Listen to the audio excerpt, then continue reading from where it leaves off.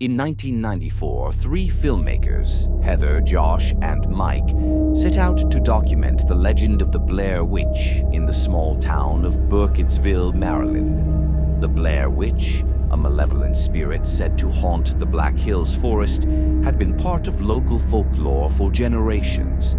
Heather, the director of the documentary, was convinced there was truth to the legend, while her companions, Josh and Mike, remained skeptical.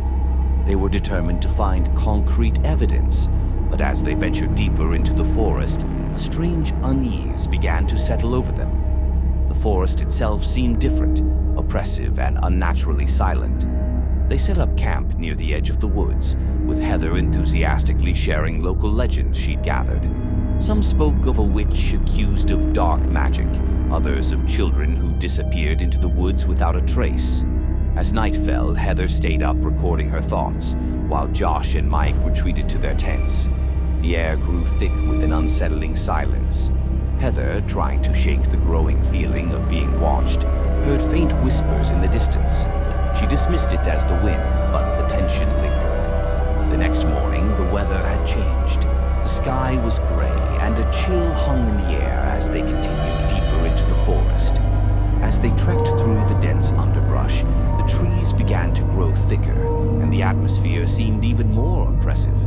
It was as if the forest itself was alive, watching their every move. Their sense of direction was quickly lost. When they stumbled upon strange symbols carved into the bark of a tree, Heather's excitement grew. She believed they had found proof of the Blair Witch, but Josh and Mike were less convinced.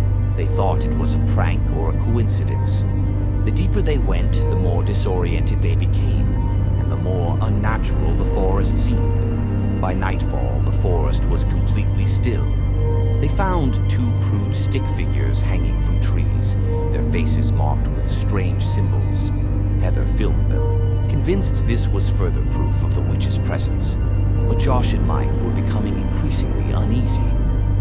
"This isn't just a myth," Josh said. "This place is wrong."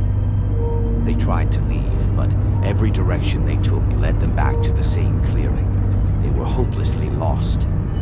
The sense of dread intensified, and that night, the whispers returned. At first, they were faint, but as the night wore on, they grew louder and more distinct. Faint, unintelligible voices seemed to come from all directions, surrounding them. As the night dragged on, they heard slow, deliberate footsteps moving around their camp. Something was out there, something they couldn't see but could feel closing in on them. By morning, Josh and Mike were gone. Their tents were empty, their cameras left behind. Panic surged through Heather as she frantically searched the woods, but there was no sign of her friends. Eventually, she found Josh, his body twisted and contorted, his face frozen in terror. As she turned to run, she saw it, a tall, skeletal figure emerging from the trees. It moved slowly, its limbs unnaturally long, its eyes dark, empty voids. It whispered to her in a voice that seemed to come from everywhere at once. "Come closer."